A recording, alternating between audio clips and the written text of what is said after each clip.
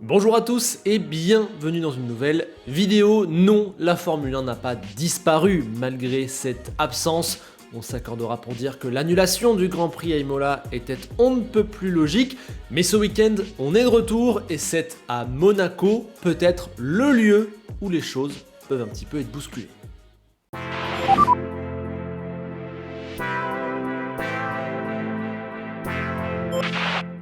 Avant d'y aller les amis, je dois vous parler de quelque chose, c'est la première fois de l'histoire de la chaîne que ça arrive, cette vidéo est sponsorisée par Headout. La sponsor, c'est pas mon truc, j'en avais jamais fait en 410 vidéos et je refuse, croyez-moi, tous les jours des propositions. Paris sportif, VPN, NFT à 1000 $, les 30 secondes de pub.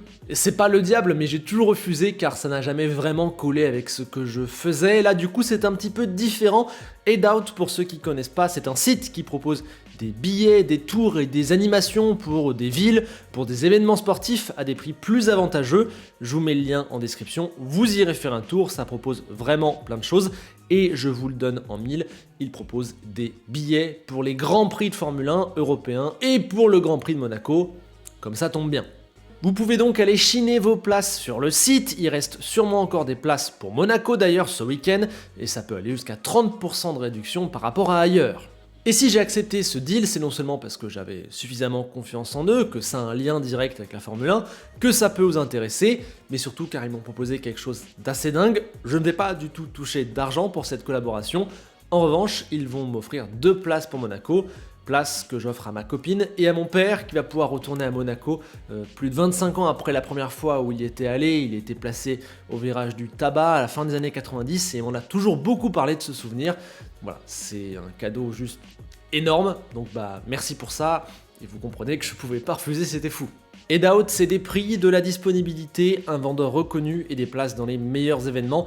Allez faire un tour tout en étant responsable de votre porte-monnaie, ne balancez pas 300 € si vous ne les avez pas, juste parce que j'en ai parlé en vidéo.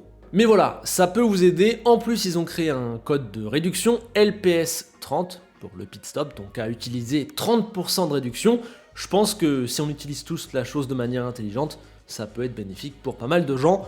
Donc voilà, merci à Headout, on a hâte d'être à ce week-end, et on continue. Bon, soyons clairs sur cette saison 2023. Red Bull est trop forte. Ils ont gagné toutes les 5 premières courses de l'année et avec une marge assez phénoménale sur le reste du plateau. Lorsqu'ils tournent à plein régime, ça peut frôler avec la seconde au tour. Cette voiture n'a aucun point faible et n'a absolument aucune concurrence. Pour leur enlever une victoire, il va falloir qu'il y ait un double abandon pour Max et pour Checo, ou bien qu'il y ait un fait de course qui les pénalise complètement, et ce, plutôt vers la fin de course, car on a vu à Miami à plusieurs occasions qu'en quelques tours, ils peuvent revenir devant. Premier constat, il est impossible pour l'instant à la régulière d'enlever une victoire à Red Bull. Deuxième constat, Monaco est un circuit qui ne ressemble à aucun autre. Non seulement parce qu'il faut un courage et un talent différents pour dompter ses rues et ses rails, mais aussi car dans sa typologie, il impose aux Formule 1 un challenge différent. Ici, c'est le châssis, l'aéro, la perf dans les virages lents qui compte. Le reste, finalement, on peut le gommer. La preuve, quand Mercedes explosait tout le monde sur les autres circuits, ils n'étaient parfois pas les meilleurs ici. Ricciardo et Vettel se sont tous les deux imposés une fois, et ça aurait dû être 2 pour l'Australien, on le sait.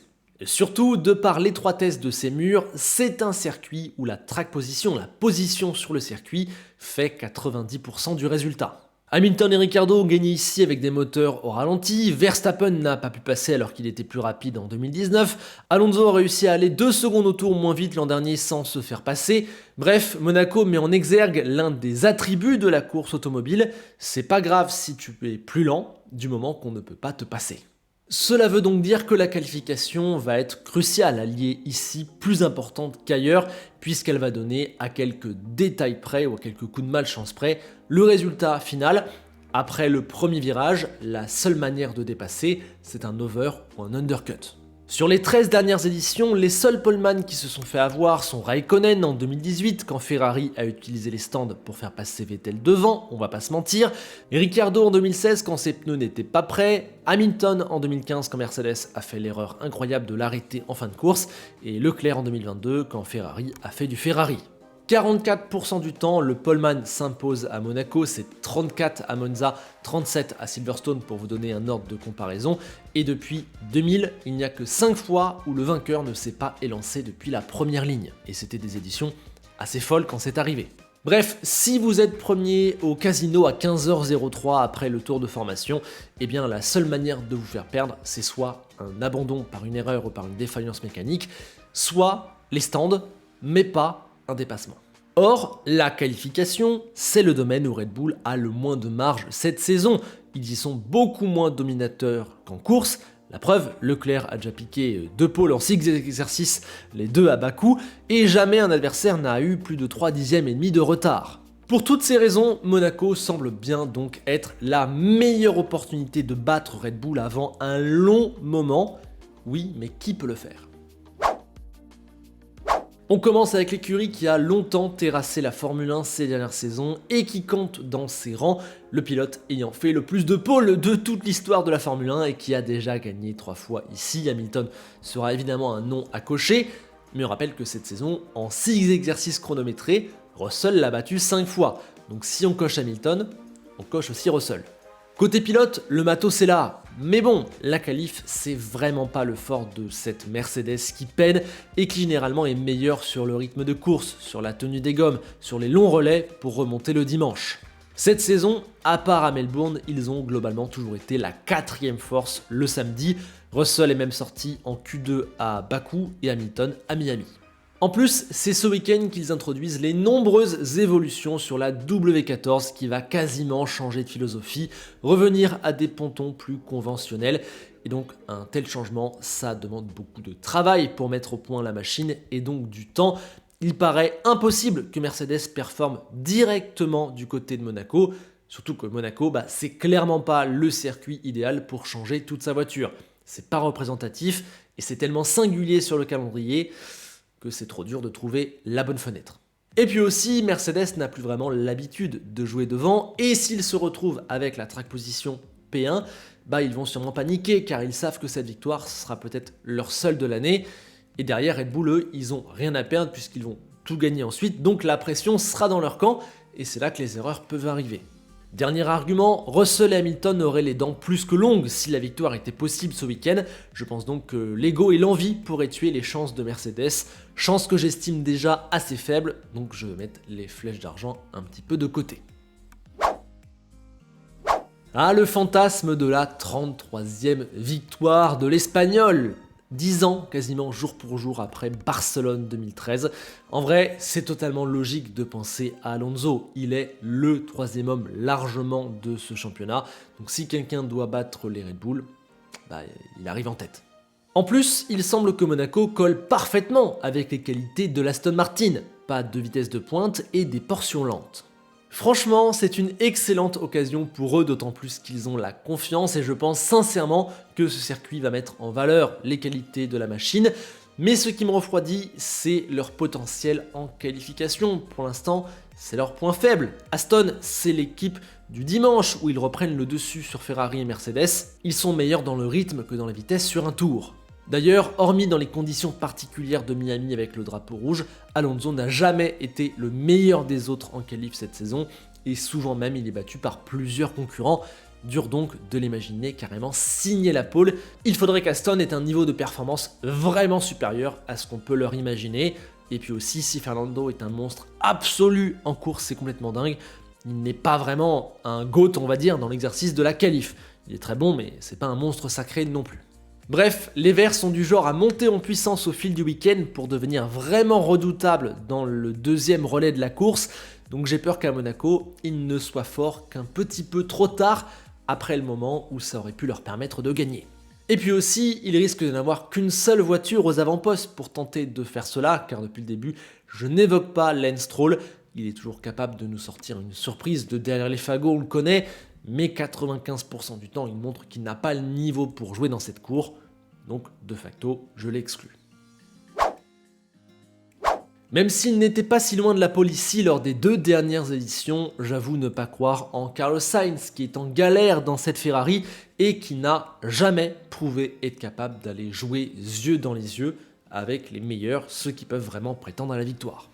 Après, ce petit temps de retard peut lui permettre de bénéficier d'une stratégie décalée, une fenêtre peut s'ouvrir pour lui, mais en dehors de cette hypothétique cas de figure, je ne l'envisage absolument pas. Reste donc Leclerc, et ça colle puisqu'il est pour moi le meilleur pilote du plateau actuel sur un seul tour. Il l'a prouvé en prenant les 2 pôles à Bakou, il l'a prouvé en étant le détenteur des 2 dernières pôles ici à Monaco. Il sera sûrement un des favoris samedi après-midi.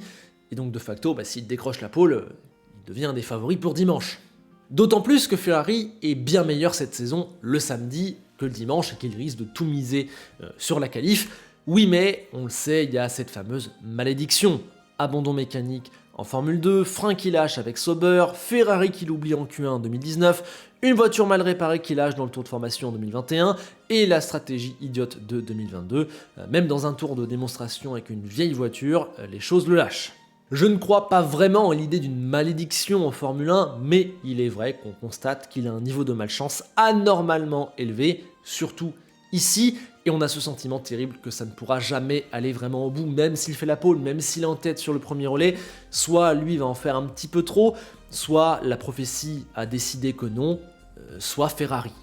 Et là, s'il part en pole, en sachant lui et Ferrari que c'est peut-être leur seule option pour la victoire cette saison, avec une Red Bull aux fesses qui sera bien plus rapide et qui vient mettre la pression sur lui, attention aux erreurs, on sait qu'il en fait, et pression sur Ferrari qui va devoir réussir son arrêt au stand dans des conditions vraiment où ça va se jouer à la demi-seconde près. J'ai du mal à imaginer Ferrari concrétiser le dimanche s'ils sont premiers le samedi.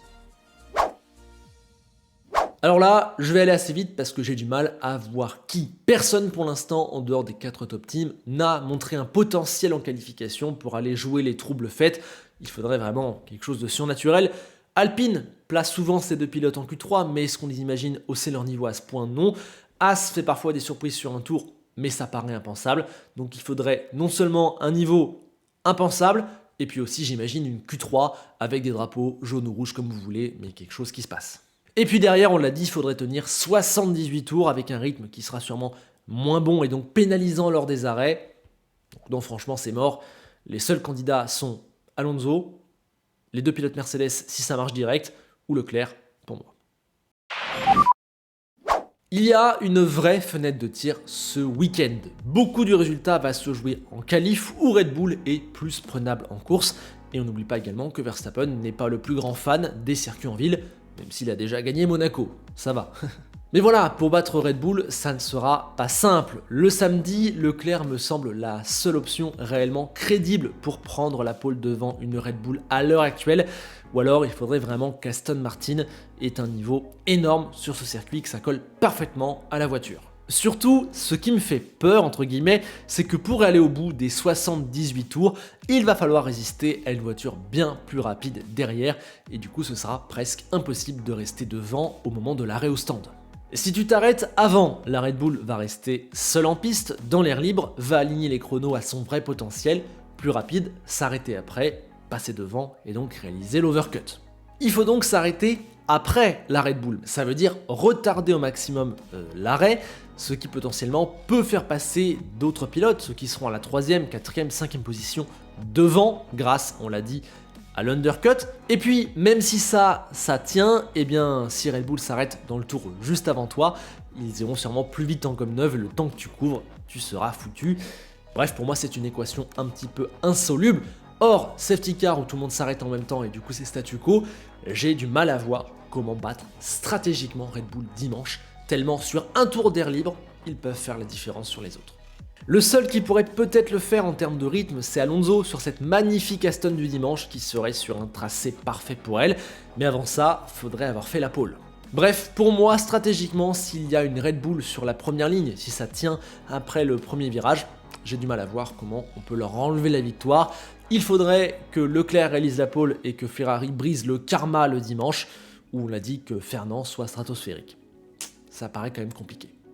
Désolé donc d'être assez pessimiste si vous voulez voir du changement, mais je pense que personne n'arrivera ce week-end à contrecarrer la RB19. À vos paris dans les commentaires, moi je dis Red Bull.